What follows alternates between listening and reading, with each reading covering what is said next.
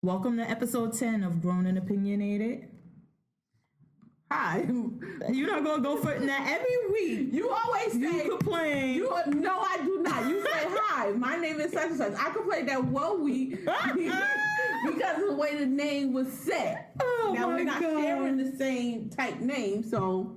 Wait, and on that episode, my daughter was like, because I'm like, listen, we always be in the same thing. She's like, no, Rosolio and Al are equals. They That's just what I do two said. different positions. Exactly. I'm like, oh, I never watched the show. So I didn't know. It was all the same difference. So now, Madame, Malid, you want to go first? Yes, my name is Slathina. And y'all will understand why I'm saying my name is Slathina at the end of this podcast, so please keep listening. Oh my God. And I guess I'm gonna go with Serafina this week. I'm feeling Serafina-ish this week. Wow, Because your hair's so nice and straight. racist. Oh my God, let's put that. They had racist though. But we could, Wait, what is that? What Whoopi Goldberg said? Appropriation or something she was saying with the if you something she was saying. But the only part I got out of it, well, you should wear your hair natural if you feel like that or something. You didn't see that little clip with her? the one I sent you. You know my phone, I never had the sound on, so I didn't listen to it. I just sent it to you because I saw a whole bunch of people comment. I can't. So I was like, she'll tell me who this is. Most of those Instagram videos, I do not know what the F they be talking about, or I don't hear the song. I forgot what the main thing was, but I know she said like these women, they complain about certain things, woman appropriation or something like that, but yet you go and get your hair straight to be like the white people. Won't you just wear your natural hair? No, sister girl, no need to wear my natural state of hair to feel a certain way about what's going on in this world. Like, it seemed like it just don't go with me. Like, I don't understand that whole thing. Well, that's the thing. So then I don't understand. I don't get that because you wear your hair straight, you're trying to look white. I don't think it's that. It's just a preference. And it's convenience. Yeah, that's another that natural shit. Oh, I tell you all the time. Well, I'm still natural, but I blew it out and flat ironed it this week. One of the reasons being that I was going to take pictures. And it took you how long? It didn't take me that long. I keep telling you, now that I know how to do my hair, honestly, I could wake up in the morning and, like, if I was going to work at, like, 9 o'clock or something, I could do my hair. Oh, okay. I, like, if it's already washed, conditioned, everything, then I could blow it out and flat iron it. It really doesn't take me that long anymore. Before, oh, my God, it used to be, like, a 2-day process. Like, you got to detangle one day, let the conditioner sit, then you got to do this, do that. So much work. So it's not to say you want to look white. It's just to say, oh, I don't have time for that. Like, I want to get up. No, but let me say this. Sometimes when I'm going to certain places or I have certain things to do, yes, I do make an effort to straighten my hair.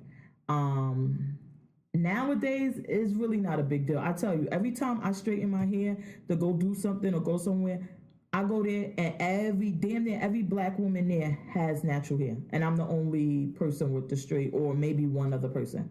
Before, it was the opposite. It was like, oh, look at her hair.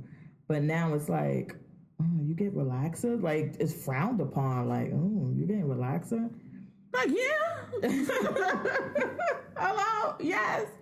Well, I don't get the relaxer, but I do straighten it. I find it's just easier sometimes. I was going to take pictures, but let me say this. I think I'm going to put the hair back curly and take my pictures. Because I was getting a lot of calls this week, and they like, oh, I saw your picture, and I noticed you were black, or I noticed you were Latina, and so I wanted to use you, and I'm like, hey, hola, ¿Cómo está? So I don't know. I mean, I'm kind of conflicted. Of course, my husband, he prefers it straight. He met me with it straight, and of course, because it looks longer when it's straight. Which, that right there is just somebody's preference if they prefer long hair over short hair. One doesn't matter. Like, well, just because when preference. it's curly, so the thing is that when it's curly, it looks way shorter than what it is. If I just do like wash and go, my hair would probably come down to my shoulder or something, and then by the end of the day, it's like up to my ears. She's exaggerating, but go ahead. When I got my hair don't come curly, up to your ears. It'll come right here. No, it's not. Okay. I'm gonna show you the pictures from my sister party. You're gonna be like, who that bald head chick? But You got that snapback. oh my God, get into the what's the name? The hair. This week, French Montana was all over the internet and everything because he called a girl who said something to him that First, yes, something to him. Who is he or something like that? and he was like, And he just only looked at her picture, and based off her picture, she had braids in there, like the Janet Jackson Poetic Justice braids. So he commented on that. Like, I didn't see nothing wrong with what he said. Like, I didn't either. So that's what I was gonna say. Did you see anything wrong? I can't say offensive. I didn't find it offensive. I didn't either. And I didn't find anything wrong with it. But then eventually he gave in to the pressure and apologized. At first his position was, I'm not apologizing because she came at me. I responded. It's not racist, my response to her. Plus, I'm fucking African. He was like, it's not racist. It's just based on her in look. Africa for 13 years or something like that. Well, isn't he from Saudi? He's from some like he's what's that? But he's like, it's just based that her hair was nappy. Like it's not a black or white thing. So I was like, I don't know. They take people are taking this race thing. Some people, and on some things, it just go too far because someone of the opposite color is making a comment towards you. Then whatever they say, you turn it around and say they made a racist comment. So then all right, that's the thing. Like, let's get into that. Number one, I guess the nappy hair part. Is that something you wouldn't say it to a white person because I had never heard somebody say to a white person you got nappy hair. It's something that's used for black women only or black people. Yeah. But if your hair is nappy, what do you say? Like your frizzy hair? Like I guess because white people I guess if they was to make a comment on another white person, what do they say? Your damaged hair. Your fried hair, like thin hair. Yeah, but I don't know. If it's nappy, it's nappy. What the heck? And it wasn't even your hair. He made a comment about your braids. That's not your hair. Even that I didn't care. I just felt so he said your nappy braids. It's not your hair. Your braids weren't fresh. Exactly. So I guess he could have said your unfresh braids. Now that sound corny. So now they're like, you wax that clap back. Like, so I didn't see nothing wrong with what he said. Like, y'all getting way too sensitive. And I was about to say I didn't either. And then I could see if her hair was curly while I'm doing quotation marks. Because some people, hey, listen, let's be honest, that hair be nappy. But some people, they call them their natural curls or whatever, and this and that. I could see if she had that traditional style and he made that comment, and then it's like, okay, well, you're just saying her hair is nappy because it doesn't look, it's not relaxed, it's not straight. But they were braids. Yeah. And he said your braids. Yeah, he called them nappy. Dusty braids or something. Maybe he could have just called them dusty. But they look nappy. So the braids need to be done over. So he made a comment about that. So now could he say you're being racist towards him because he's not a black rapper and you calling him whack, you don't know who he is? Well, because that doesn't have anything. I guess if she said something that would go to his ethnicity, because he's I guess he would be considered African? People from I don't know. I don't know. But he's like from Saudi Arabia, some shit like that. Yeah, you asking the wrong one. Yeah, I don't know. I guess if she said like, oh, well, go dig some oil or some shit like that, then that would kind of be... Take that rag off your head. Or something like, I don't know. It just was. It went too far. Well, let me tell you, the real problem I had is him apologizing, because the fact that he apologized, now you're making it seem like they were right, and they weren't. And it should be that you should have be able to say, listen, your hair nappy, and not have to apologize for everything. And then if you look like a monkey and you're black, I mean, it's not that I'm being racist and saying it. You look like a fucking monkey. So I guess that if, because he apologized, now is taking it back. Like, we're never going to get to that point. Where's this line being crossed and where it's not being crossed? And is it okay? But he apologized. So basically, he's conceding that, okay, yeah, I guess I was over it. And I don't think he felt that way.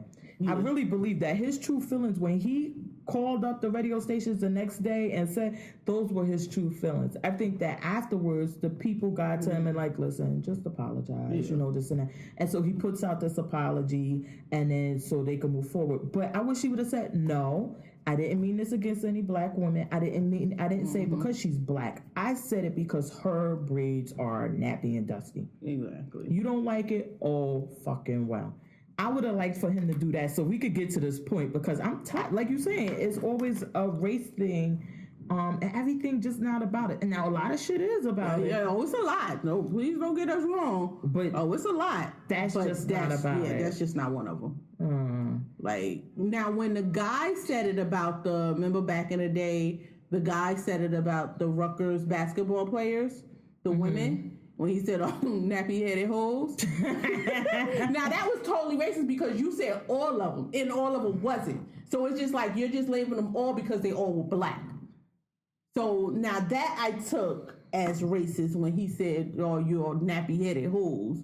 When you just saying all of them, they all different, all different shades, all different types of hair grades, all different everything, and you're just saying all of them black nappy-headed hoe girls. Like, now that was racist.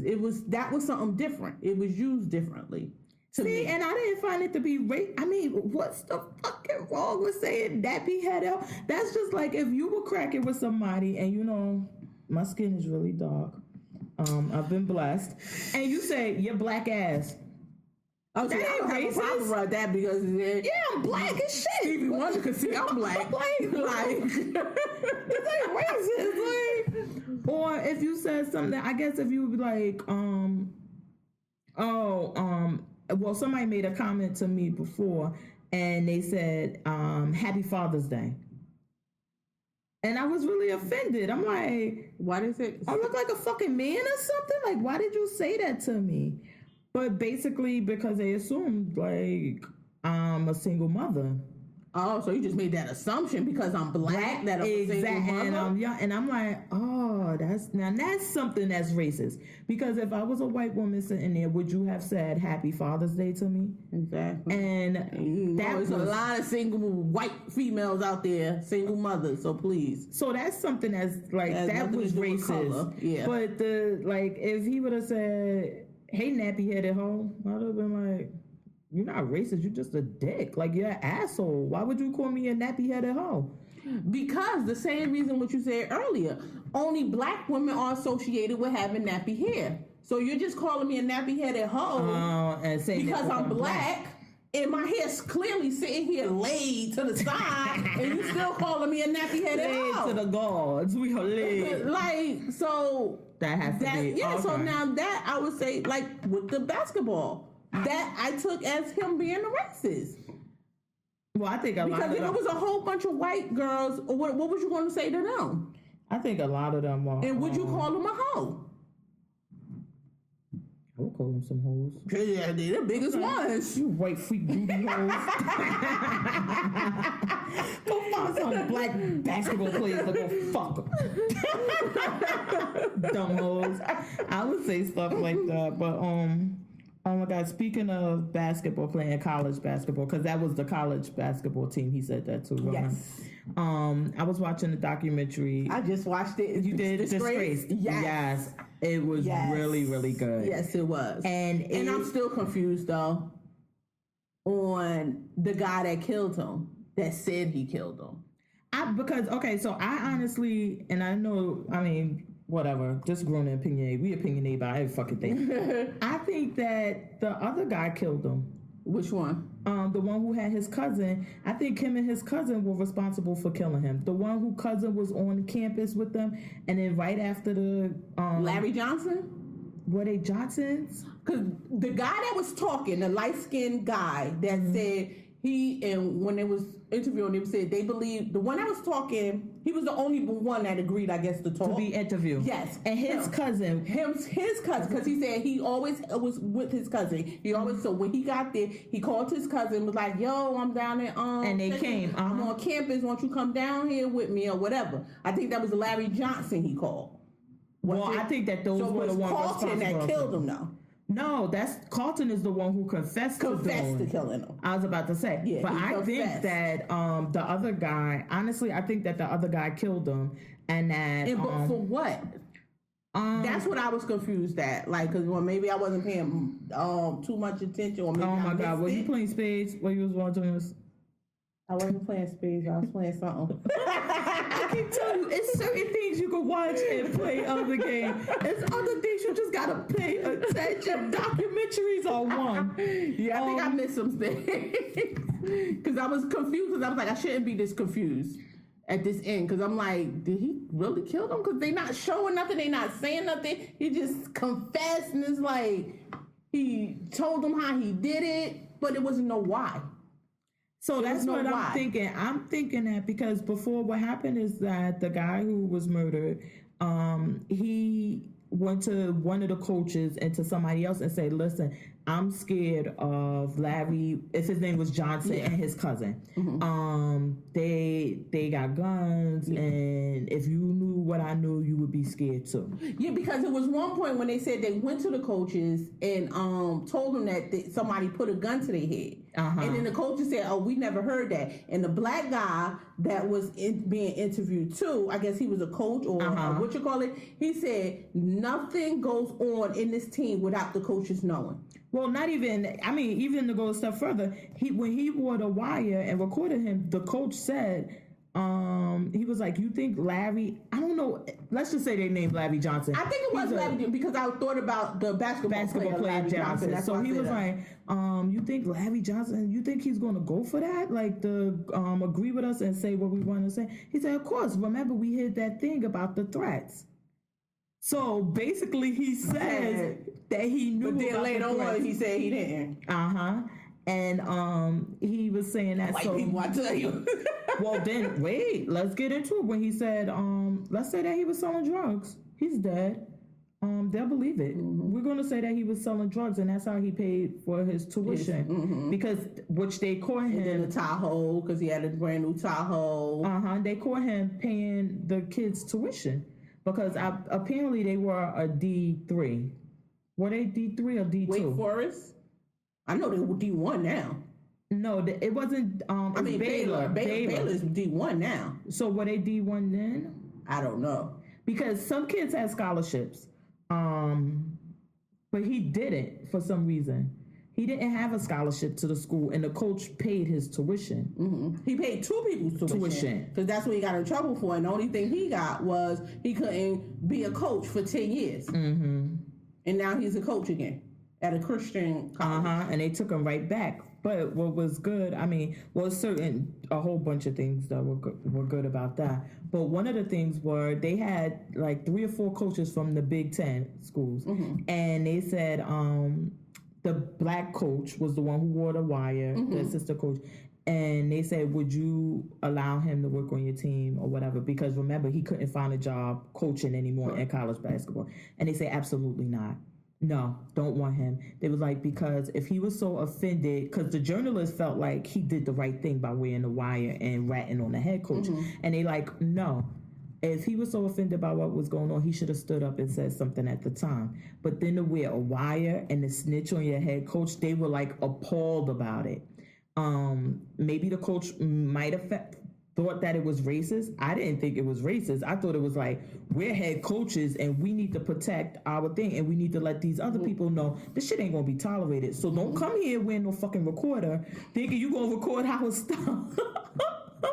Because you're gonna end up like him teaching at a fucking prison. Mm-hmm. So I thought that I didn't think it was about race at all. I just thought it was literally that. Like we setting the precedent that this shit ain't going down. Mm-hmm. What goes on in here gonna stay in here. Exactly. But then the head coach, like you said, he was after his 10-year ban, he was able to get another job, and everybody supported him getting another job. While not supporting the Wesleyan. Yeah, because it's like they support what he was doing. Where the black guy was like, no, it was wrong. That's wrong because you can't do it for everybody. It's against the NCAA rules, but yet you're doing it, and now I'm calling you out on it. Yeah, he was snitching. Well, the thing is that no. Let me correct myself. Oh my God, we had no engineer this week. No, so let me correct myself. He wasn't snitching because he wasn't down with it. Yes, he was. So you mean to tell me that all of this time that he didn't know that these kids were getting money or that none of this was going on? Yes, he did know. What he didn't like, and I didn't like either, I didn't like when the coach was like, listen, let's say he was selling drugs and that's how he paid his tuition. And now that he's dead, nobody will be able to say anything about it. So that's when he got upset. Like, you're not just going to do that to this dead man, put that on his name like that. I don't know if that's what really upset him. He said it was that, and it was the fact that they weren't helping with the investigation and other things. But you had to be down. You had to know these kids were getting money. How could a kid who can't work buy a truck? True. You literally cannot work. So how did he get the truck? Yeah. So if you knew, then yeah, you a snitch. But yeah, I had an issue with him, and then the coach was so easily throwing them under the bus, like, oh, y'all was selling drugs and this and that, and the tuition $30,000 a year. Like, I don't know how high these college kids were getting, that they were getting high to the tune of $30,000 a year. Because one of the guys, they say they were selling drugs for the coach. Yes, the one who committed he said for the black guy, the assistant coach, yeah. The one who confessed to the murder, saying that he had us selling drugs. And yeah. See, and that's what was confusing me. It was like, yeah, you're saying he's doing this and that, but you're never saying what this white guy did. The white coach, the head coach. You're never saying what he did. So it's like, did they have something against, like, have something on you, or were they threatening you? Like, that part had me confused. Like, it was like he was scared to talk about anybody else but that black guy. So I don't think, maybe they had a discussion like, look, if the shit go left, put it on him. Or maybe the black coach really did have something to do with it. Because, oh my God. I'm sorry. Oh my God. I got You're such a lady. I got all these fucking binders. I'm about to take them off. They squeezing my insides. I'm so sorry about that. Oh my God. But anyway, the white coach, his thing that he was guilty of was paying the tuition, getting the money, and that may be a reason why he didn't want to snitch on the white coach, because he's like, he's giving us money. He's looking out for us. Mm-hmm. And you saw that he got 2 other players to go along with his story, saying that because he's looking out for them, he's giving them money, things like that. And then the other thing was hiding the fact that they came to him and said, I don't know if they came to the head coach, or if they came to the black coach, and then the black coach went up to the head coach. I don't know. I can't remember exactly what happened, but the white coach, the head coach, was aware that they were being threatened by to the cousins. And then even one of his roommates, the guy that ended up being murdered, said, listen, one day they came to the door and they knocked on the door, and he said, I clearly saw him with a gun in his hand. He was like, so something was going on there. Yeah, and that's what left me like, because I guess we don't know because the other people not talking. Well, so that's talking. So my theory was that one of the cousins or whatever, did kill the guy. And that after it happened, they like, okay, they done cleaned everything up and like, listen, just leave the shit alone, let it be, and we're gonna, protect everybody. Everybody just keep cool and be quiet.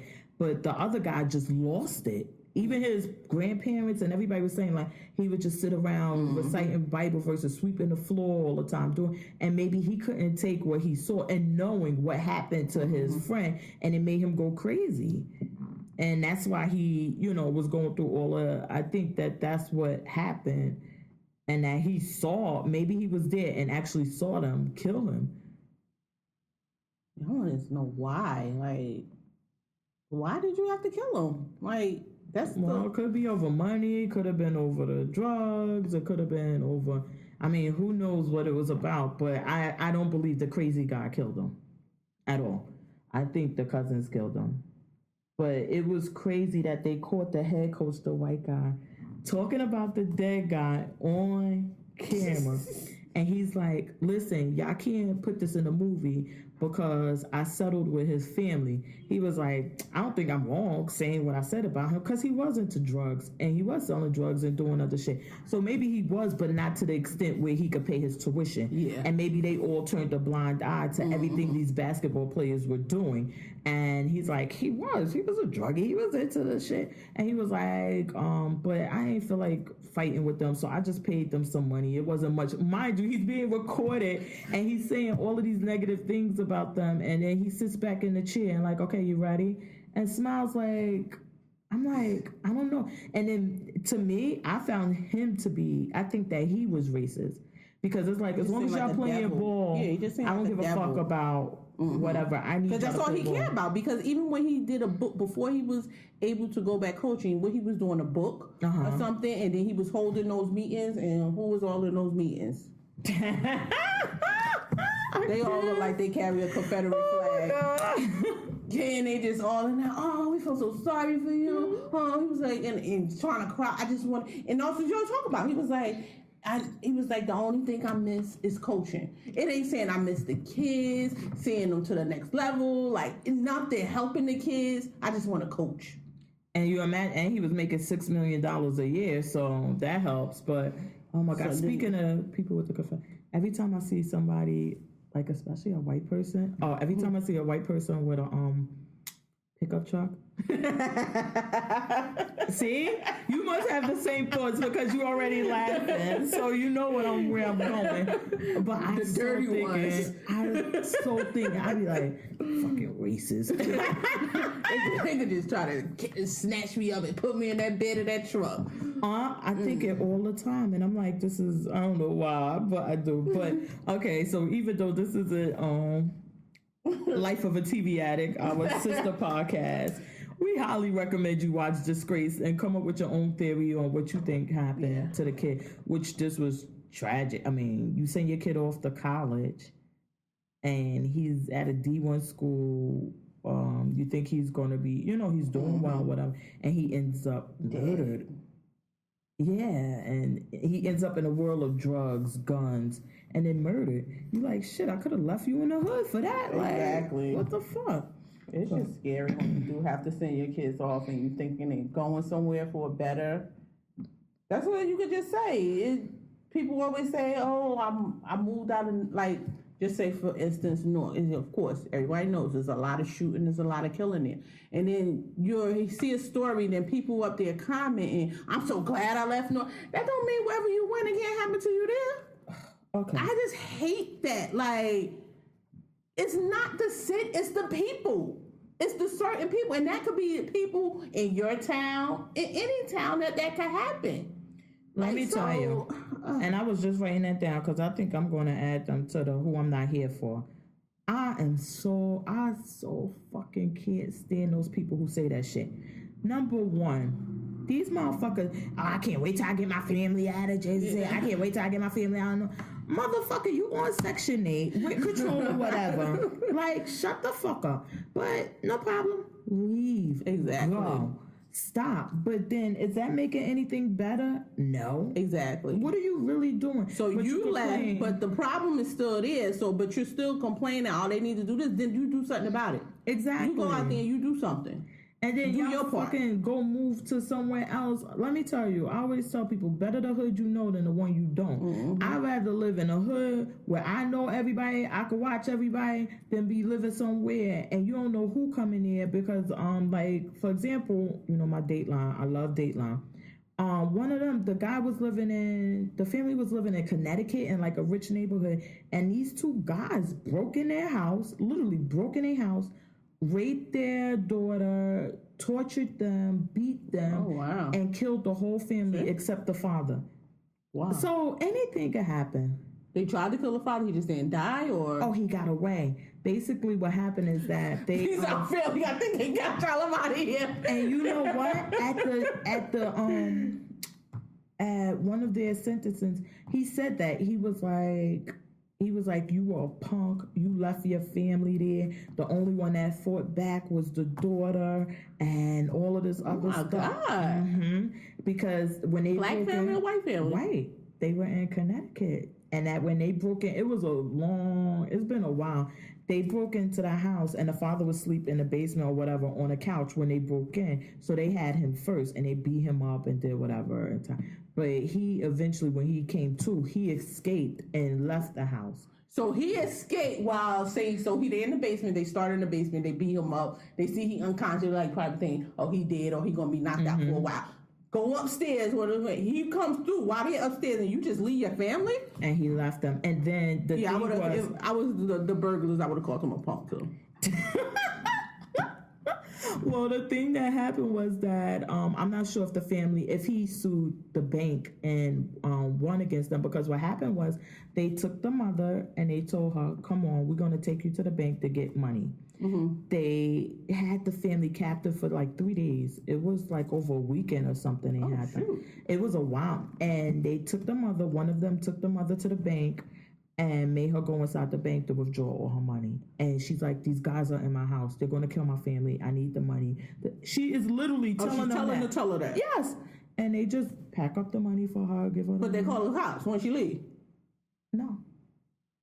Oh, yeah, I would have sued the bank, too. No. Like, if she's coming in there telling you, okay, you're going to do your job. You're going to give her the money because, one, it's her money. So, and two, she's going to be killed if she doesn't come back with this money anyway. So, okay, you do it.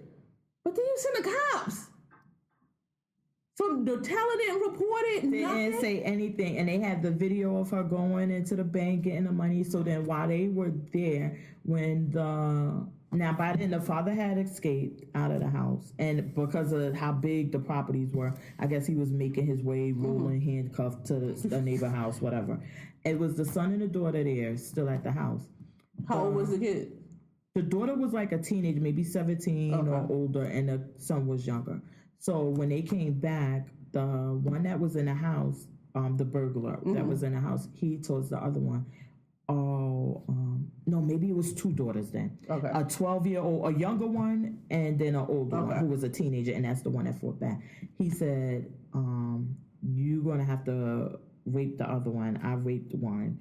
Or whatever, something like that they had, and he's like, "Why did you do that?" But the guy was like pedophile. The burglars were, was that right? Burglars. Yeah. The burglars were white as well. Yeah. And so one had raped. I think he raped the younger daughter, the 12-year-old or something. And he was like, "Well, you're going to have to go take care of the other daughter and this and that," because they wanted to have equal culpability with the crimes, like, so you don't have anything over me. Okay. By then the father gets to the neighbor house. So we're gonna do this. We're gonna do it right.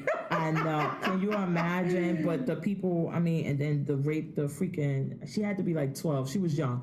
The father makes it to the neighbor house, and he tells the neighbor or whatever, and the neighbor calls the cop, like, listen, my neighbor is here bleeding from his head, saying that somebody's in his house and they have his family or whatever. So when the cops come, they don't initially go into the house. They're like outside setting up a perimeter or whatever it is that happened, and during that time they kill the family, the other people, instead of rushing in the house, instead of going in, and they kill the mother.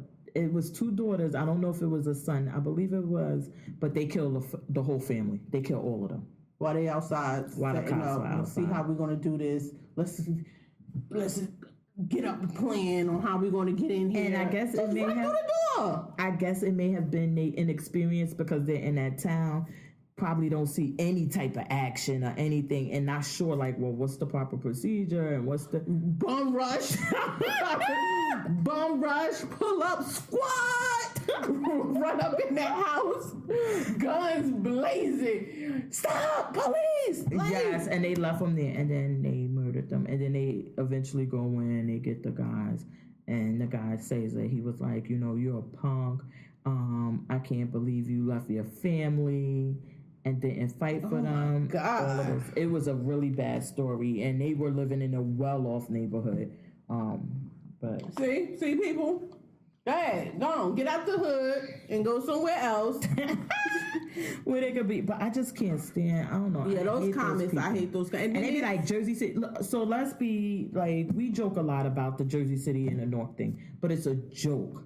Because I would not sit here bad mouthing my town over and over and over again and still live there and pay property taxes. And then the fuckers who be complaining, you don't even pay property taxes. You don't even have property here. You could literally pack your garbage bags and go move to fucking North. Like, nobody's holding you here. No, but then they make those comments like, I'm just saying the comments I see, it'll be somebody in North. They used to live in North. I'm so glad I moved out of North.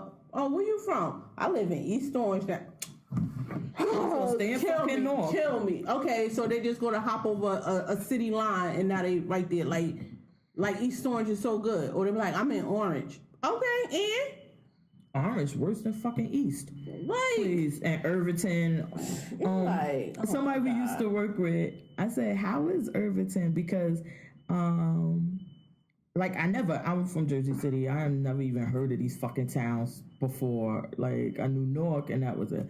And she like, listen, Irvington is baby Newark. Hello, it's like small. She said because it's so small, it's just like a really bad project. In Newark, I was like, oh, okay. It's just a smaller Newark. So it's like, so Newark is so big. So you just say take one ward of Newark. That's Irvington. That's what she That's said. it. And I guess like and it's the same thing like in Jersey City, like where Newark is so big and Jersey City is big, where you can have good areas, you can have high crime areas, you can have different locations, but if you're just a small town, it's hard to get all of those different things. But let me tell you, I love well, I shouldn't say that because I'm complaining now because it's almost time for my kid to go to school, and I put the other ones in private school for a while, and then I put them into charter schools and things like that. And now this one is about to go to school, and I'm like, honestly, I told my husband, like, we really need to consider moving because we would have to pay. Yes, and my problem with the school system is that everybody ain't raising their kids right. So I don't want to send my child to school where he has to worry about protecting himself, fighting, this and that, when he should be at school worried about learning. Correct. And enjoying himself. And I happened to luck up, with my kids at one point. We found a good charter school. It was small. I mean, it was a couple of fights in the school, and I have to, look, to keep it 100, the fights involved my kids. So look, all the fights at the school, I think while they were there, it may have been 4 fights, and my kids were involved in all 4 of them. But yeah, I don't know. It's something to think about once you have kids and you're sending them to school and things like that. But then you could just tell them to listen, knuckle up. Look, if you bug, right? Because you could go to any school, you're gonna have a problem with somebody. Exactly. But it's the way that people deal with the problems. Some of these people, I'm not saying that all people, because it's not a Jersey City thing. It's just bad parenting. If you're at the schoolhouse waiting until 2:45 for the kids to come out, so you could put your kid to fight another kid, then you're the fucking problem. Hello. Period. So I'm really not. And then as far as the overcrowding, things like that, it makes it hard for the teachers to teach. Yeah. Like, because if you have so many destructive students, that teacher can't get their job done. Then nobody's learning because they're too busy breaking up this fight, stopping this argument, doing all that. Then the bell rings. What did you learn today? Nothing. So you can't always blame the school. It's the kids that's making it hard for the school to do their job. Yeah, but sometimes it is the school. Sometimes they are just bad schools. And sometimes you have teachers who just don't care, and they like, this is just my job, and you just and they can't just sit there like, I'll do what y'all want. Like, this is my, you can't do that. Like, and that's not only in public schools and what's saying, because I'll tell you no lie, I put my kids in private school, and my daughter both of them were in one of these schools. It's not around anymore. And I went to the teacher. I'm like, listen, every day my daughter never has homework. She's not bringing anything home, this and that. And I'm paying for school. And they went to me, they said, oh, well, she doesn't like to carry her book bag and she doesn't like to bring books. So we don't give her any homework. Because a child told you she don't feel like carrying books. And yep. I was like, okay. And this is the school I'm paying for. Yep. So yeah, and people kill me with that too. They run off like, oh, I'm putting my child in Catholic school. I'm putting my child in private.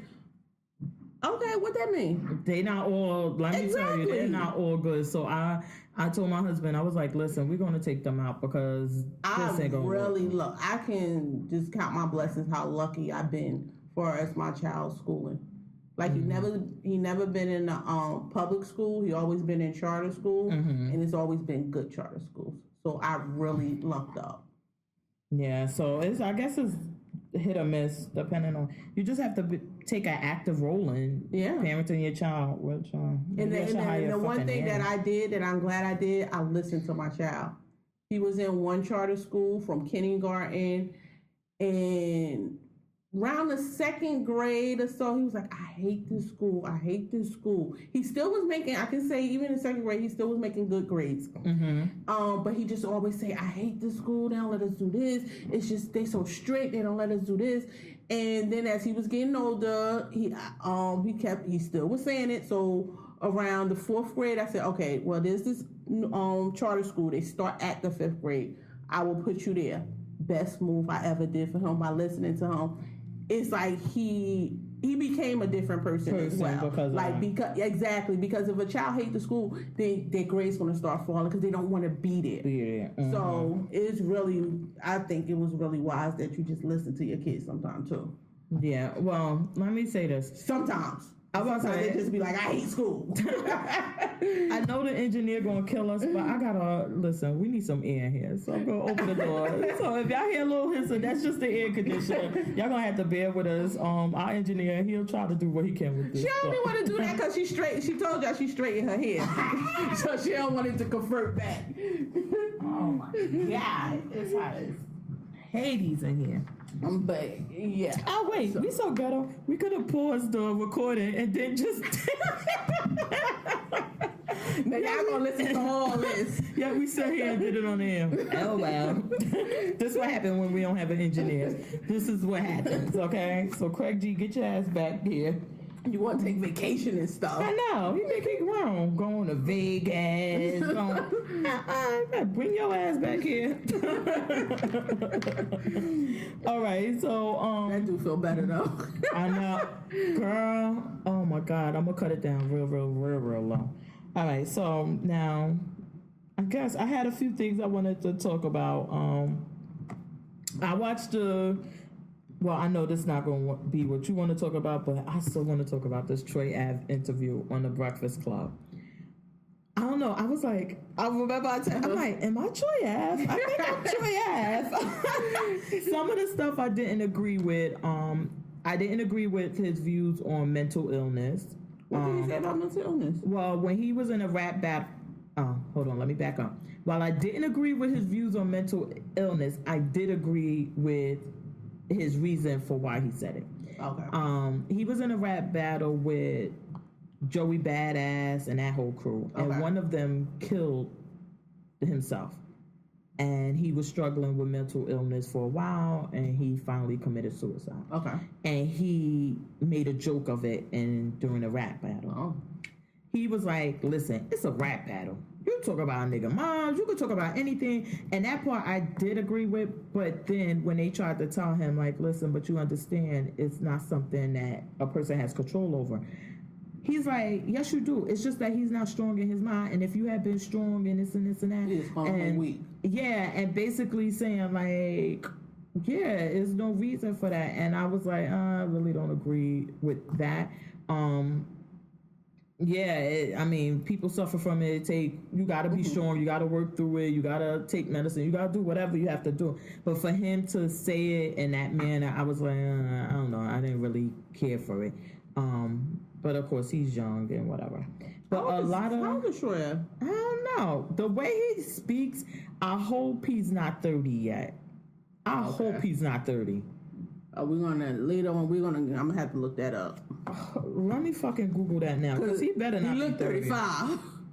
Well, you get shot every fucking week. Shit, that shit start to age you a little bit. Well, if we Google that, that's his industry age. Like, they lie so much. So I guess if we, whatever they say he I had to is. call his mama.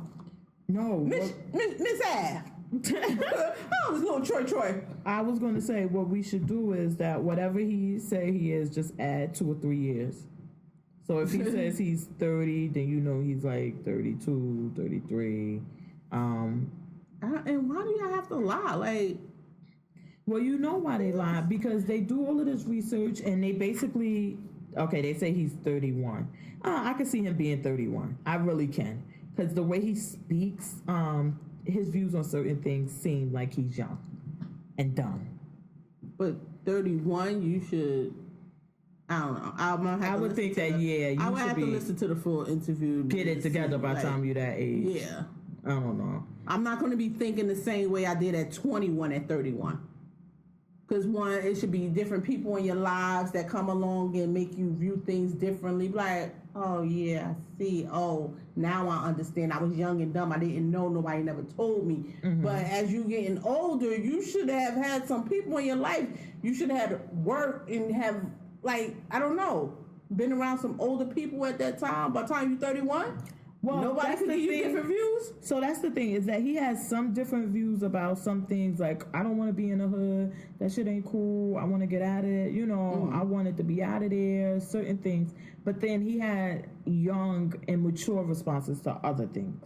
And that's why I say, like, so it could be, so 31 may be right, but I don't know. He was saying, so some of the things that I agreed with him on, and then he kept saying, which I think I'm going to end the show with, God is great and my money's straight. Or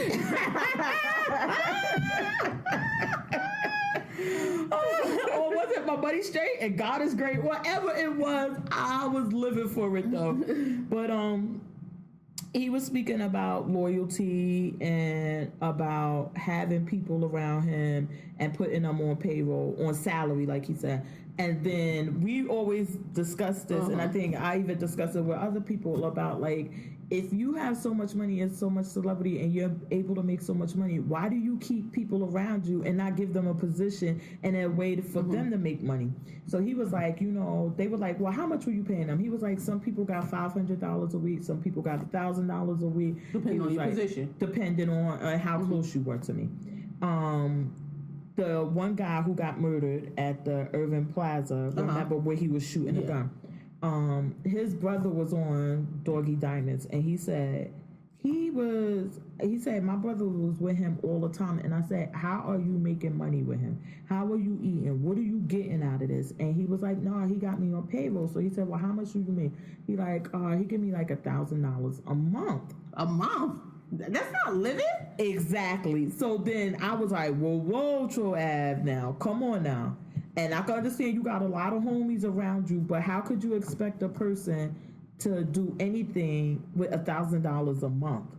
If it was a week, I would have been like, hey, listen, that's more than enough. Exactly. You make it more than what regular people a month.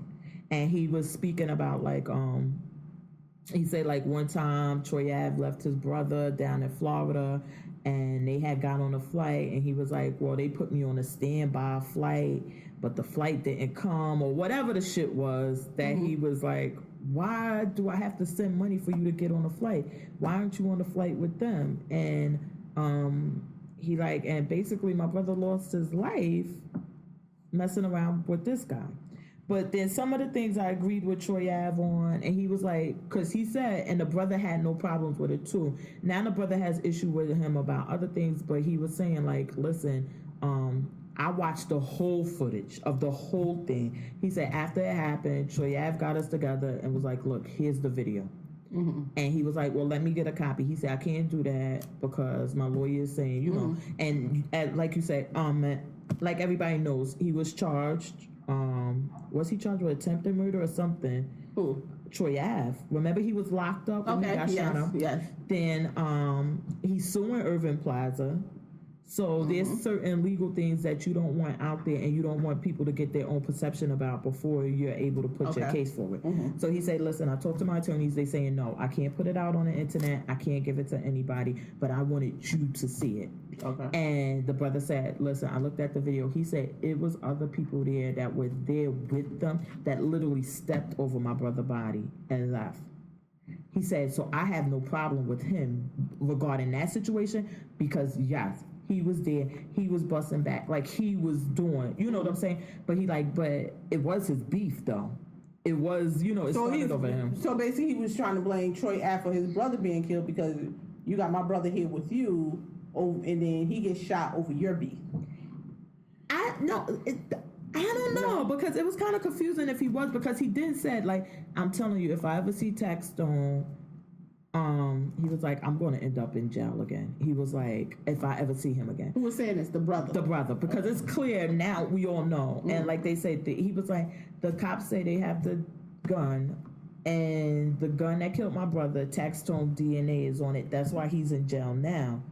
But you mean to tell me Taxstone ain't killed my brother? I don't want to hear that. Like, and I'm like, yeah, because it's simple logic. Yeah, the gun that killed the brother had Taxstone DNA, and that's why Taxstone is in jail, because for being in possession of the gun.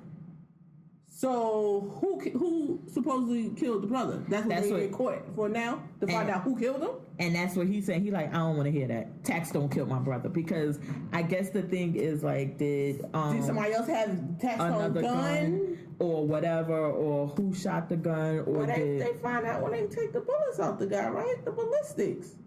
Yeah, no? I would think that they would know. Well, they saying no. They said that the gun, Taxstone gun, is the one that killed him. Well, the gun with, let me not call it his gun.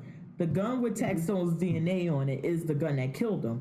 But was Taxstone shooting the gun at the time? Oh, so maybe, okay. So it could be that he had the gun. It's his gun. And he gave it to somebody. He gave it to somebody else. Yo, we going in here, hold my gun, like one of his goons. Hold my gun. So that person that hold the gun have on gloves, and they get in the club, they go that nigga right there and start busting. Well, not even have on gloves, because you could still touch the gun. They could have had the gun. So they're not saying it's somebody else's fingerprints or anything else on the gun. Yeah, he's saying like I think they charged somebody, I don't know, but he's saying like they're not saying that Taxstone, he's not charged with murdering his brother. And they're not saying he murdered his brother, and he yeah, I don't want to hear this. Like, I'm just on Taxstone, because all of this started from him, and all of this ended with him. Which, I mean, come on. Y'all went back and forth about shit on Twitter. Y'all couldn't meet up and fight. Exactly. Or somebody couldn't have been smacked. Like, but, so he was talking about that. So then, some of the things I agreed with Troy Ave on, he was saying, like, number one, he was like that at one point, the guy that got murdered, that was murdered, he was arrested, and he said he was arrested for something that had nothing to do with me. He was doing other stuff, like, they free to do whatever they want. And no, I don't, I paid them enough, but they still have to, I give them money, but they still have to make their own living. And he was like, so he got arrested. So I said, listen, I told you don't fuck around, whatever, but you did it. All right, tell me how much money you got, and then I'll put up the rest and get you out. The guy like, and he was like, yeah, but I told you, you gotta start saving. You should be, if you in the street doing this, you should be prepared. So he said, oh, my girl gonna pay the money. And he was like, so the girl called me like, I'm gonna sign an IOU for half of the bail. And he like, I don't even know you. Like, I don't want no IOU from you. So then he's saying like the brother's like, why should that have been an issue? My brother sat in jail. You should have just paid his bail.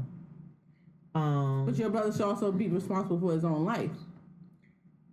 I mean, so the brother like, you gonna say it wasn't your business? Why he was like, but he was with you all the time. If that's your boy, why didn't you just bail him out? That's part is true. Like, if it's just my boy and like he's always with me, but what he was arrested for was something he was doing on his own, I had nothing to do with it. That shouldn't have a play a part. Whether if you're gonna bail him out, you're gonna bail him out regardless of what it was for. Whether it was with you or without you. If that's your boy, you're gonna bail him out, you're gonna bail him out. because then that goes to the point, like the brother had an issue with him sitting there doing an interview with Charlamagne, because you know Charlamagne is really Text on friend.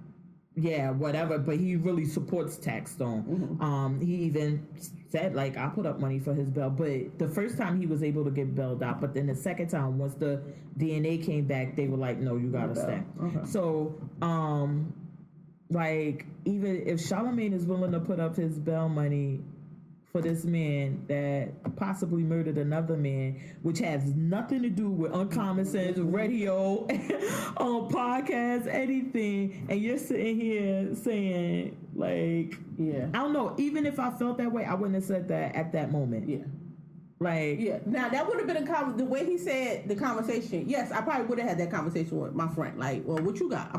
What you got? I match or I do the rest. Whatever you got, put that up and I do the rest. And then he'd be like, well, I don't got it. Like, all right, Joe. I'm still just gonna bail do it. you out. Yeah, I'm just you're not gonna sit on no bail. But I probably do scold you like a little child because I done told you before. Didn't I tell you to have some money? Didn't I tell you to start saving your money? Now look what you wearing. You can't even help yourself. Like, what kind of man are you? See, I wouldn't call you for my bell. Let me make sure I cross you on my damn bell list. Because I wouldn't. You don't gonna want to hear it because it's the truth. But I wouldn't even say it because, I mean, first of all, if I gotta call another person to bail me out, right then and there, I got it. The issue. I got it because I shouldn't be calling anybody. And then if I feel, the only thing I would say is that if somebody calls you like, hey, girl, you know why I'm rolling my eyes about it. But if somebody calls you like, hey, I need you to bail me out, and they don't have no problem with it, or like don't feel no type of way, and just like, you just spend your money on it. I don't want to spend my money. Huh? Well, people have, like, if I say, for example, if I have $5,000, right? And I, knock on wood that I don't, but I get arrested and my bail is $7,000. Instead of calling you for $2,000, I call you for the whole $7,000. Because I just don't want to spend my $5,000 on bail. And especially not to a bail's bondsman because I'm not getting it back. So I'm like, you're wrong as a person. But people, that's what I'm saying. You're just wrong as a person. People do things like this, and they're like, "Well, because I don't want to spend my money." And I know you got it. That's not right. Exactly. And you're taking advantage of me as being a friend. Exactly. So now I should be able to call you and be like, "Yeah, I got 5. You got 2 for me." Exact. So I guess my thing. I get that to you all day. I guess my thing would be like, first of all, and you know me, I'm not calling anybody for, especially money, unless I have no other options. Exactly. Like I done explored all of my resources. And then the person that you're calling would know that. Like, she gotta need this. Like, she never called me. She never asked me for money. It gotta be important. It gotta be an emergency. Like, how can I tell her no? Unless I don't have it. Exactly. So that's why I wouldn't take it. So that's why I say I gotta cross you. But because, like me, I never. But why would you cross me off your bail list? Because I want to be like, you know, that's why you should stop eating Krispy Kreme donuts every week, and you would have had $20 towards your. No, you got me wrong. You drunk Starbucks 2 times last week. I saw your ass. No. But you have. I'm talking about for a person who's in the street. out there getting money. You what you out there selling the money? Because why are you standing out there risking your freedom, risking your life, and you don't have a dime? Money. I'm talking about people like that. Or somebody I know who's out there hustling, grinding, working, but yet you want to call me and you don't have no savings? You don't have nothing? But you fresh. Right. Exactly. Because I tell people that. You in the club wasting money. I'm talking about people like that.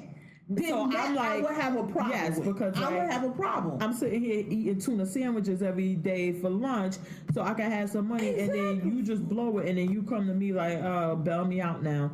But that I would have a I would scold you like a little child. I'm sorry. I wouldn't like that. Listen, I don't even got nothing to say to you.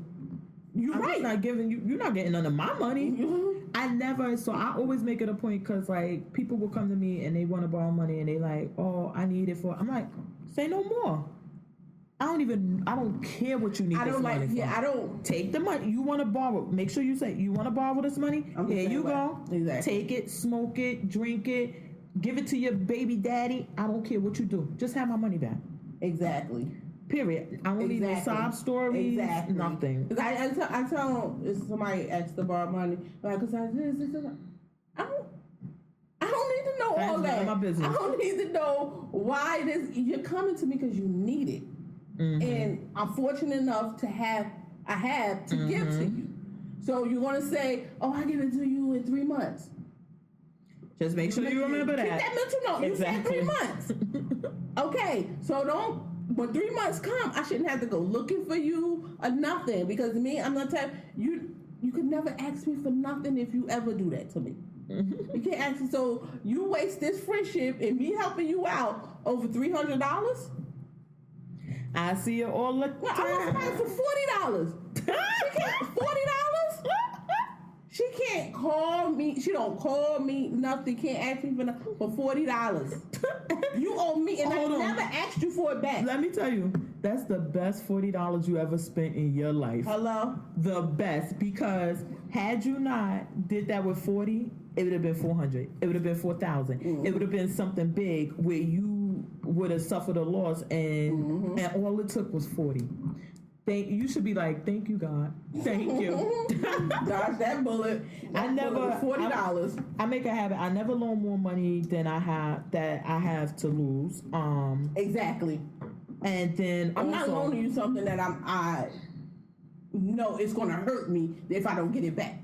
Right away, because I'm like, first of all, if you had, for example, if it's $1,500 and I need the $1,500 to pay my mortgage, and somebody asks me for the $1,500 and they like, oh, I'm gonna pay you back, you'll have it to pay your mortgage. Number one, if you had it like that, you wouldn't need my $1,500. You apparently need this money, and it's gonna be a while. I don't have it. I just don't have it. You know what I'm saying? And I shouldn't have to go and explain it to you. Why? Exactly.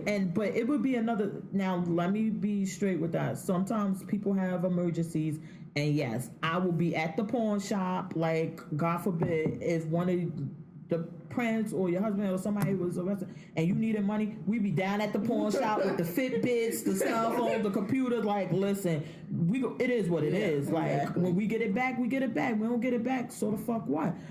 But I mean, that's a rare occasion that happens. Exactly. But other than that, no, I don't want to know what you spending my money. Well, I tell you why. I'm really like this. One time I loaned this girl money. It was like $100. She asked to borrow. So I loaned her the money. I forgot why she said she needed it. Not that I gave a fuck why she needed it.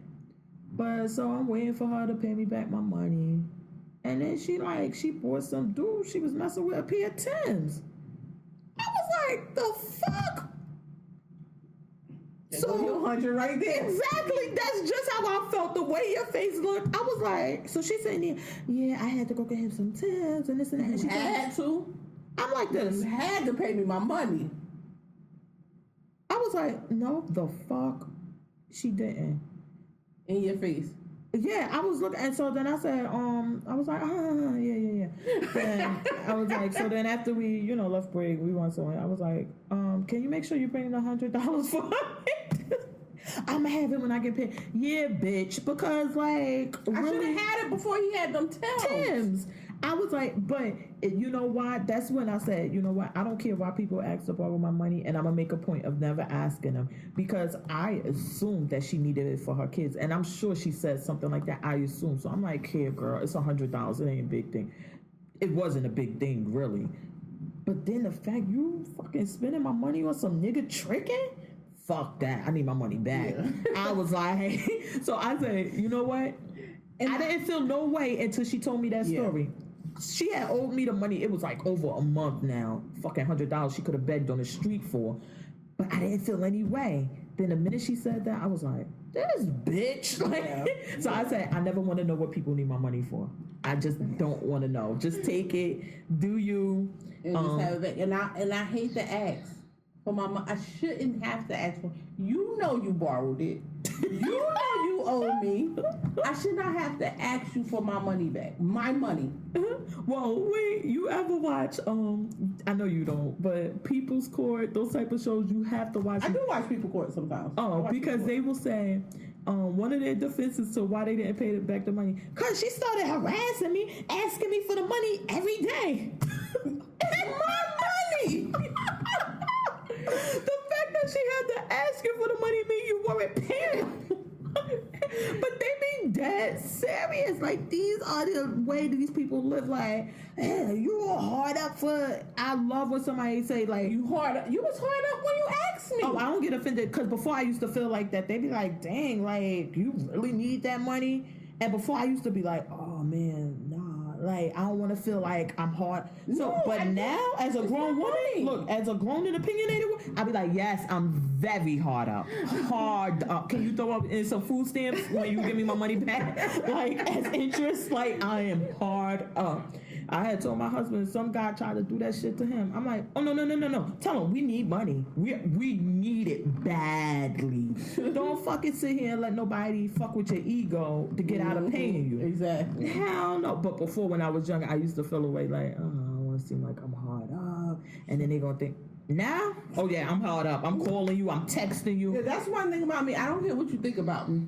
I don't care. I don't care if you think, oh, she all begging, she ain't got no money, she ain't got, y'all think whatever you want to think. And I love for somebody to think I don't have nothing. I love it.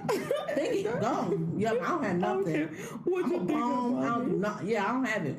But wait, I got that from you because this week I was doing something and I was like, oh, I don't want to seem that way. And then I thought about a conversation we had just had about this week about stuff you were getting done or whatever. And I'm like, yeah, I'm about to start being like, don't even feel no type of way about it. Why is that?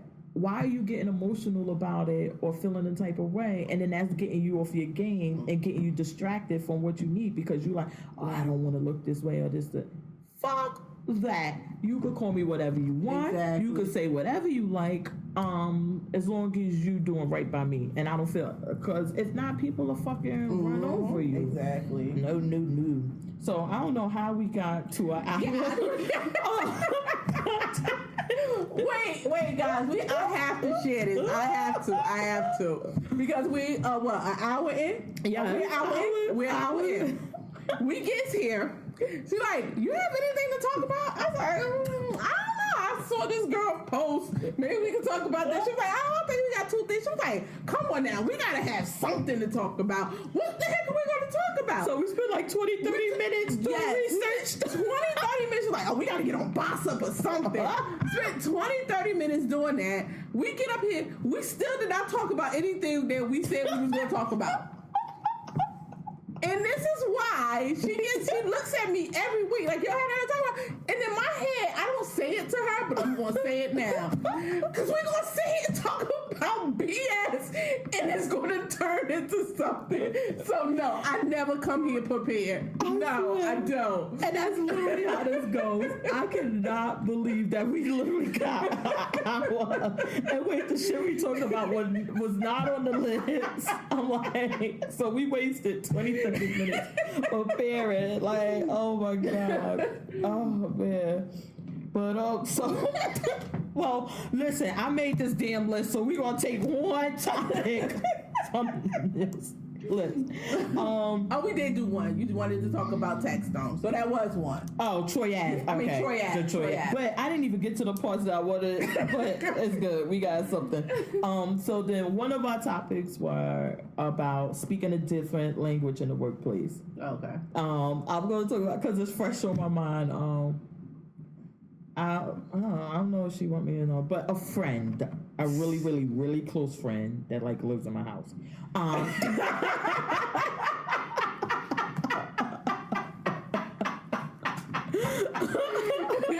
Okay, friend. So she said that. You better let that part out. She really, really close. Oh God. I don't know what is going on with my eyes. Oh, I'm sorry. Well, girl, I got the binder squeezing the shit out of me. You over here crying. No, I keep getting cold in my eyes, and I don't. Oh, we talking like we not on this thing, but go ahead. You're my close friend. I can't. Nah, like this is just like. Wait, we really? And then I just was saying like, oh, you know what? Craig G getting really busy. Maybe, you know, we could just record ourselves. No, we gotta get Craig G. We need guidance. Oh, it's gonna be a bunch of fuck about opening doors. Is my hair getting puffy from the heat? Oh my god. Oh god. But okay. I don't even know if we should get into this topic because we like an hour in and we still gotta do who we here for and not here for. Just go with it. Okay. So she said that people at her job were talking about her in Spanish. And that she said it really didn't bother her that much or whatever until one of them called her a nigger in Spanish. And that's when she drew the line. So my thing was, and I told her, I said, listen, I've worked a lot of jobs. People will speak Spanish in front of me. And one time at one of my jobs, the people literally sat in front of me and they were talking about me. And the girl I was friends with, she said, listen, they're talking about you. And this is what they're saying. And we went to like management to try to say like, look, they are literally here right in front of my face talking about me in a derogatory way. She's saying, so other people understand what they're saying, but because I don't speak the language, I don't know or whatever. And they like, well, we can't tell them not to speak their language here. And it would be the same as them saying it in English. So I was like, whatever, y'all. Yeah, we need to make up our own language. Ebonic. Exactly. We need to make up our own like pig language. Latin or something. But me, it doesn't bother me because I say like, well, they pussy. Because if you got a problem with me, say it, we could address it. But if you gotta speak a different language, I don't even give a fuck what you're talking about because you're irrelevant. Like your opinion, whatever you got to say ain't important to me. When we worked at the job that we worked together, you know, I'm not working. One of my supervisors, she made a point of saying, you can't speak, unless you're speaking to a client, you need to speak English. And to me, I didn't have a problem with it because I'm like, hey, you got something to say about me and you too pussy to say it to me. Yeah, you should say it in Spanish. Stay the fuck, I don't care what you got to say about me. But she was like, yeah, no. And she made a point that, yeah, you can't do it. Like, but I think she wasn't able to do that though. I don't think that she wasn't able to. She didn't have the grounds, and it wasn't right because they said like, oh, they could speak their native language and this and that. But how do you feel about it? I guess it really don't bother me because I could care less what you're saying. Because if you can't say it to me, it don't matter. It don't matter. So you can continue to talk about me because guess what? You may understand what I'm saying, but you don't know what's going on in my head. So you don't know what I'm thinking or I could be talking about you, going off about you, and sometimes I may be going off about you behind your back. You don't know. So it's the same thing to me. But do you think that, for example, like that they get more of a pass? Because, for example, if me and you spoke a different language than what the majority of our office and our supervisors spoke, Creole, and me and you talk. We yelling over the partitions. We just talking. And somebody tried to call us on it, we could say we talking about work. And because nobody else understood, they can't say anything. So there's no way to really police it other than to get somebody who speaks Creole and understand. So do you think that they're being given a pass because they could sit there and literally just talk? Yeah, but you also not allowing them to speak their language. I don't think you should put that on them, like, oh, you can't, because it may be a time when you're talking about other people, but you still can't stop me from speaking my own language. This is my first tongue. Like, this is my first language. So I should be able to speak my first language. English is my second language. So who are you to tell me that I can't speak my language? I don't think it's right. So then, regardless of what you're talking about, I don't care. I wouldn't care. That's the thing. I think we needed somebody, because honestly, I don't care if they're talking about me. However, I would care that if I was talking to my coworker or my colleague, and I'm talking and I'm just rambling on, Wait, sound like the old days. For hours, and then my supervisor comes out and say, "Listen, y'all got to keep it down, or what you're talking about is not appropriate to be talking about at work." But then my other colleagues, they're sitting there and they're talking about every and anything, but because they don't understand, they don't say anything. Then that's not fair. But I guess it would be. But I guess you could just come and just say, "Keep the chatter down," like. Y'all talking too much, regardless of what language you're talking in. But I'm talking about work. No, this can't be about work. Because I don't know. Then I guess you can say that if it's about work and you're not talking to a client who needs to be spoken in Spanish, then you can talk in English if it's about work. But if you want to talk about anything else. And you want to just talk Spanish, that's fine. But we're in the workplace.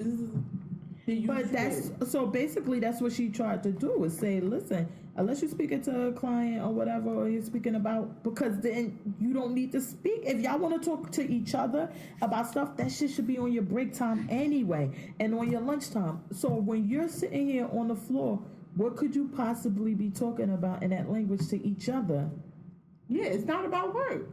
Exactly, but so you can't, even the rule you're trying to say, like, look, if it's about your personal stuff, then y'all can speak to each other in Spanish, but if it's about work, y'all got to speak in English so I could be able to monitor it, and only if you speak to a client. But that wouldn't work either, because you're telling me, again, I can't speak Spanish. No, you can speak Spanish. But just you keep saying, but you keep saying that this is about work when you're not talking to a client. If it's about work, we all speak English. Why can't English. You say it in English? Exactly. You're saying it's about work, then say it in English. Mm-hmm. So I'm not saying that you can't speak Spanish, but you're the one that's saying it's work. Then if it's work, speak English so we all know. Because it's about work. But I guess that's where it was shot down, because you're basically still trying to put a restriction on them speaking their language. Because you're saying, so then you would have to decide, you would need an interpreter to decide when are they talking about work, when are they talking about personal. And then basically you're saying, while you're on the floor and you're not on break, you should never be speaking Spanish. So, I don't know. It really, honestly, and I'm not just saying that so I can sound PC or anything. Like I said, it just doesn't bother me. Yeah, it don't bother me. Because I got fucking hoes be sitting right in the next cubicle or whatever, and they be whispering and they talking about me. So what the fuck I care? Like, as long as you keep that shit to yourself and you make sure you're not being disrespectful, I could give two fucks what you say. Like, you could have at it, baby girl. All right. So that took all of 10 minutes. So let's get to who we're here for and who we're not here for this week. I'm not here for nobody this week. Oh my God. At all? No. Nobody, nothing. I didn't like this week. So no, I'm not here for nobody. Well, then you're going to not be here for people. Okay. So I'm here for DeAndre Jordan for no other reason than I was thinking about him all day yesterday. Why? I was texting my friend and we were talking about baby stuff, and she like, why are you so clueless about baby stuff when you have babies? I said, oh, because that last one was the last one. Mm-hmm. So I just like put all that shit out my mind. I said, unless I meet DeAndre Jordan and he wants to procreate, then he played basketball, right? Uh-huh. So what, you was just watching his game or something? And no, I just think about him sometimes. Like sometimes I just be like, yeah. DeAndre Jordan? Yes. He like what? 24? Is he that young? Maybe. No. How long he been in the league? I don't know. He ain't been in the league long. He cannot be 24. 20. I can't go to jail. 25. For no damn statutory rape around here. Hey, what is statutory? He's an adult. Barely. What happened to that girl with that barely? She's still locked up. POP. Only down. No, he's 28. Okay. I'm about to say, I ain't got time to be catching no charges over no young boys. But yeah, so I'm here for DeAndre doing. Holla at me, boo. Holla at me. He's gonna be listening to this podcast. Oh, he will one day. Cause let me tell you, our shit gonna be popping. And then when people and they didn't hit that subscribe button, and they try, I'm like, whenever you ain't subscribed, remember. Your subscription is denied. No, we accept all. We accept all. Look, we even accept man subscription on his damn opera. Man, just hit the red button. Hit the red button, man. But wait, you're laughing. He was watching, so they have YouTube Kids. And basically that restricts anything, so they can't get to anything. Then he goes on the internet, the web browser, and watches regular YouTube because he wants to watch his new edition. And one of the videos he was watching on YouTube Kids said, "Hey kid, you see that red button right there?" And they had a thing actually pointing to the subscribe button. Hit that button. And you know all the kids gonna hit it. Oh my, he's talking directly to me. He told me to hit this button. Yo, we need to put that on our videos, like put a finger pointing down, press this. Hey, y'all grown, mature, sophisticated, smart people out there. You see that button right there? Like, they don't know what subscribe is. Well, no, honestly, see, now we're joking about it, but you know how many people have said, oh, when a new episode coming up, this and that. I'm like, don't you subscribe? It's not just about subscribing. You have to put the alert on. So you can subscribe, but you still have to put the alert on for that subscription. Really? Because I subscribe on YouTube, and I got the app though. Because I subscribe to a lot of things. They don't come up to tell me something new. You have the YouTube app? Yes. Oh, and mine's come up. Grown and P ain't come up because I went in and clicked notification. Notification. Oh, but I get notified first. I subscribe to a lot of shit. Wait, okay, so my subscription's like this. I got the Breakfast Club. I got Soulja Boy, because you know. See, maybe I need to subscribe to Breakfast Club. I always miss their interviews. Oh, I subscribe. I love their interview. Except for that dumbass Envy. That fucking Envy. And I was happy. Charlamagne even said it this week. He was like, oh, that was an Envy question when he asked something stupid. I'm like, yes, why the fuck do they keep giving him a microphone? Just let him spin the records. That's all you do. Is spin the records. Like, what was the DJ on Players Club? Oh my God. The Jamie Foxx, right? Yeah, that's all you need to do. But I have that. I have Big Soldier, because you know I was crazy when he was with the Draco Quavo. And then I have the Lady Knitting. Please don't ask, guys. Please don't ask. Don't comment on that. Then I have Gordon Ramsay. Like, it's like, it's just all over the place what I have on my subscriptions. But, all right, I don't know how the hell we got there. But anyway. So who are you not here for? I am not here for myself. Oh, my. When I say I have been, that's why my name is Slothina. I've been a sloth. I've been so lazy. Like, I really had to check myself. Lazy at home, lazy at work. I told you that I just sit there and just space out. And I'm like, I didn't want to say anything about that thing, but why am I not doing nothing? Like, I'm like, and it's to the point, it's not even getting funny anymore. I'm like, what the heck? When you say, I'm just staring at your screen, I'm like, really? You ain't watching TV? You ain't listening to our podcast? And it's not like it's something on my mind. It's not that. You know how some people just stare off because they're thinking about something or just in deep thought? No, it's really blank. Like, I don't know if I need to do something to activate my brain or something, but it's like, I've been really just doing nothing. It's not funny no more. The way you say this, nothing. Like, I'm like, what the heck is wrong with me? So when I'm going out of town, when I get back, something has to change. You have to get on Ritalin.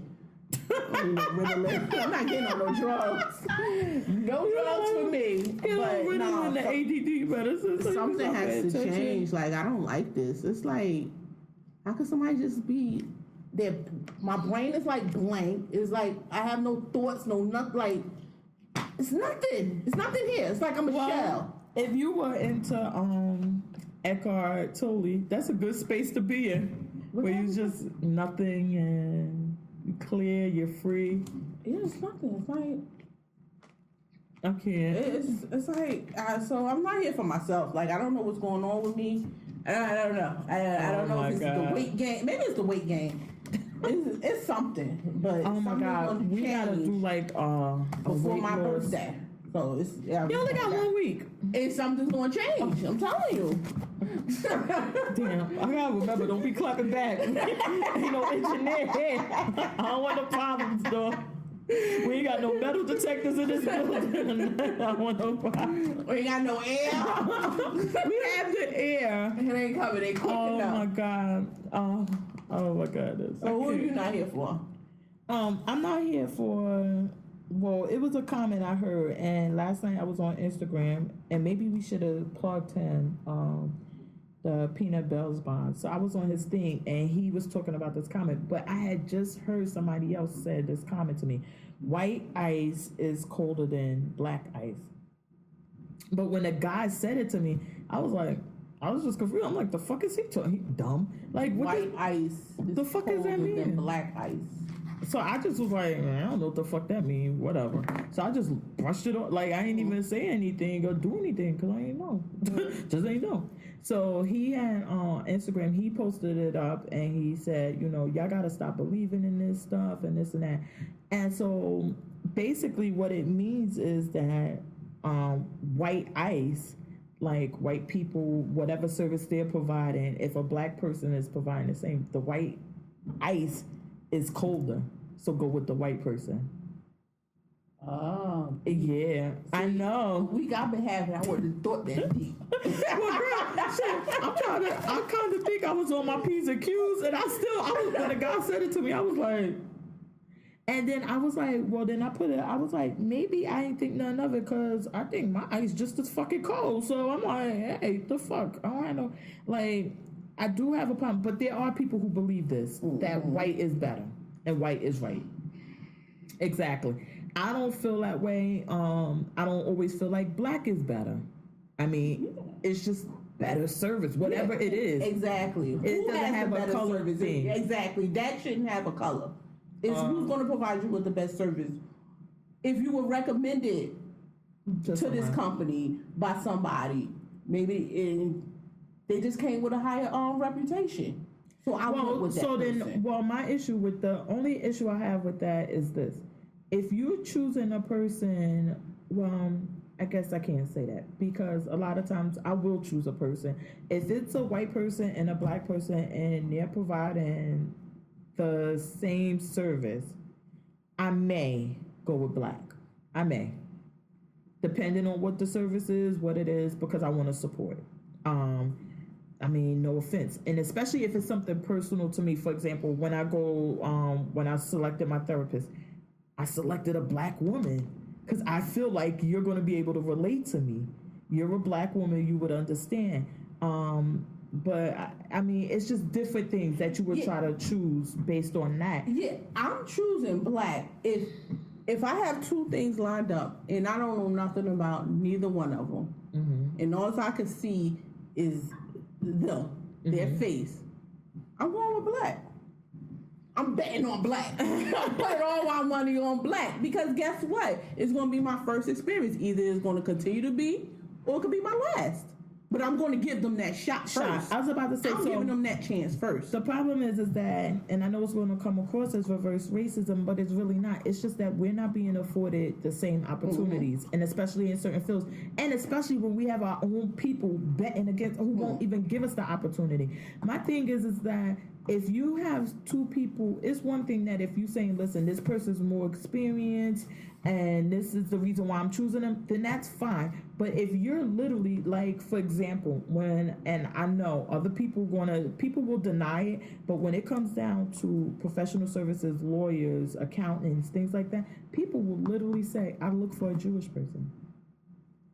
I mean, so if you're making your decision based on that alone, you're not even looking at experience. Exactly. Why aren't you going with your own then? I mean, this is crazy. You're just going to base it off of that. You're not. Yeah, I'm going with black. But my thing is that now black people, y'all gotta come close, because it's just us.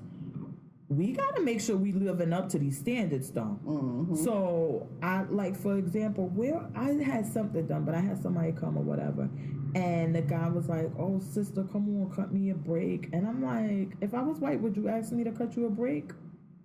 So don't say that shit. That's not the appropriate thing to say. If you made a mistake, if it was something that you did, just say, listen, I messed up. I'm going to try to correct it, and then correct it. So then I can feel comfortable referring you or using you again. But don't sit back and rely on your blackness. Like, oh, maybe that's what Charlamagne's book about, the black privilege. That shit, once you get in there, just kick your feet up. Like, but I mean, I've had that a lot of times, and it's like, sometimes people just do shitty work, and it's just because you do shitty work. Yeah. It has nothing to do with your race. But sometimes people will say, oh, well, you know, brother or helper or stuff like that. It's no need to say that. Hold yourself to the same standard. Do your job. Just do and that's all I want from you. I want good service. Exactly. I just want you to do the best that you know how to do. That's all I want you to do. So definitely me, like, if you're from my town and listen, I'm supporting you. If it's somebody else competing for the job, you got the job. Now, make sure you do the job and do it well. Certain things, I may not choose somebody, and it has nothing to do. Well, I told you, my husband got pissed about that because somebody didn't choose me for a job, and he was upset. And I'm like, no, why are you upset about that? Like, it doesn't. I'm like, I'm not offended because certain things you may not want me because I'm from your community, but because I know you and it's personal and you don't want to, that's fine. That is fine. You have a right to choose in those situations. Unless, hold on now. Unless, it's always that fine print. Unless, when you don't have money or your money's short, you okay with choosing me. Then we got a problem. That's now. Unless that's always the issue, the other part of it. Don't come to me because you don't want to pay the white man. No. I didn't say the white man, but if you don't want to pay the other, or your money's short and you know they're not taking your short money, and then you want to come to me. If it's personal and that's why you don't want to, and you not choosing me for a valid reason, I have no issues with it. I'm not looking for charity. I'm looking for opportunity. Period. But when that money's short, oh my God, make sure you remember that. So I'm not here for people who say that shit. If you're a black person, don't even fucking repeat that comment. Act like you ain't never heard it. Cause like I said, my ice just as cold, if not fucking colder, than some of these. So whatever. But who support it and who believe that. Do not believe that just because somebody's white, they're better than you. Or they're better than a black person.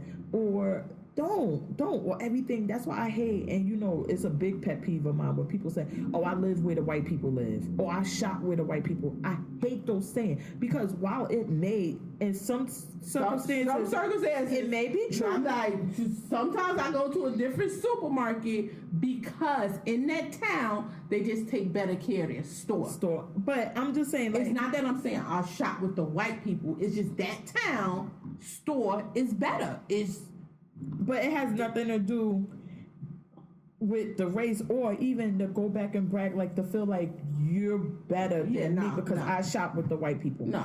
And I hate, when I say I fucking hate those things, and while sometimes it may be true, you may go to a store and it's all white people. That may be true, but the context that you're putting it in makes it seem like it's better because it's white. Exactly, because I just say, oh, I don't go to that store. Shop, right? I go to the shop right here. I don't go to that shop, right, because it's dirty. It's dirty. They never have nothing. The fruit bad. But I go to this shop, right? The fruit always fresh. It's cleaner. It's more organized. They always have stock.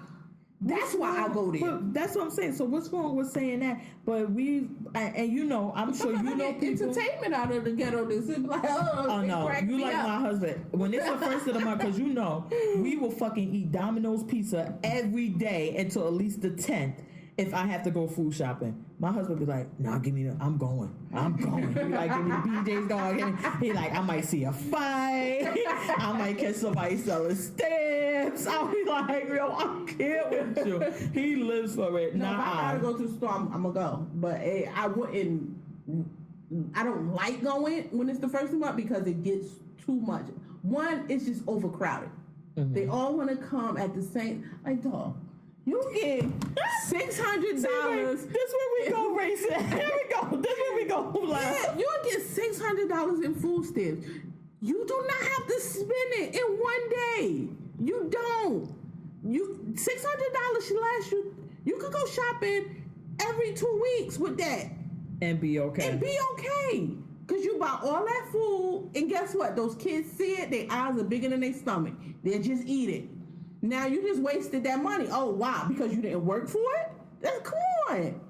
Be smarter than that. So now I don't want to go to the store because then you bring all your kids to help you. So now you got these kids crying. Because you got 3 shopping carts. Exactly. Running around the store. Like, I don't want to be bothered with that. But you know that they had their research and they found that on the first of the month, the prices are higher. They do.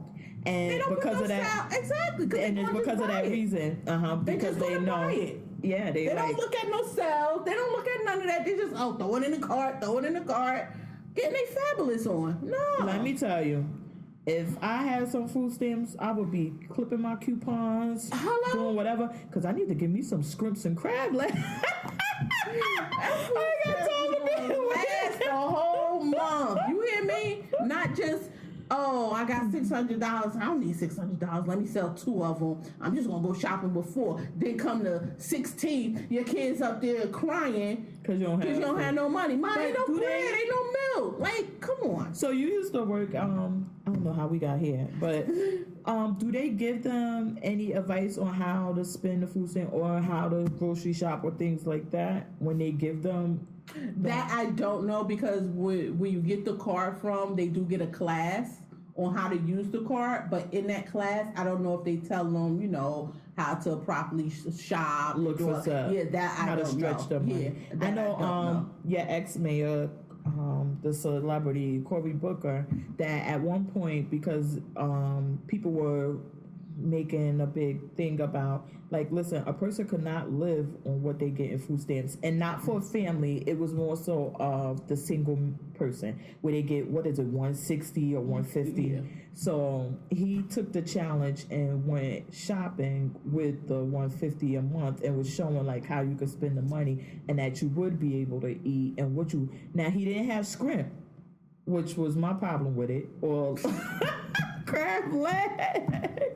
But he was able to eat. He ate organic. He did things, and it was all about a plan or whatever. But of course, I'm sure he had a staff of people who told him what store to go to, what thing. You know what I'm saying? Who put it together? I think if a single person could live off of 160 in food stamps a month, mm-hmm. Because you no scrimp, exactly, no crab legs, and you make meals that last and stretch. And come on.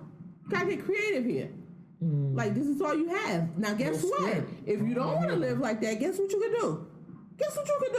You could go out there and get a job. What? How dare you say that? So you don't have to live off of that 160 in food stamps. It's a way. Oh my God. I can't stand you. I can't stand you. But what I was going to say, I think it would be beneficial to the people who receive the benefits that if they had a class and showed them like some things you should buy in bulk, some things you shouldn't buy in bulk. When you should go shopping, maybe you should avoid shopping around the first because it has been proven that they raise the prices during these times. Where to get your fresh produce so you're not paying. I mean, I don't know, but that's just me. All right, so we're gonna get up out of here. You got any? Well, we did, but we not here. Oh, who you not here? You said myself. Yourself. Oh yeah. Oh my God. Well, this was our 10th episode. We made it. No bells and whistles. I know. We should have done it. Wait, I got some keys. Shake them. Wait, you ain't even take them out the pocket.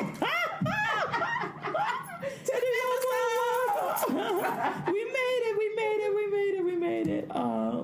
So So you're gonna have one more week of us without our engineer, and then Craig G will be back. Look for us again on iTunes. Please subscribe to iTunes, Google Play, SoundCloud, and YouTube, so you don't miss any episodes, because you don't know what we're gonna talk about.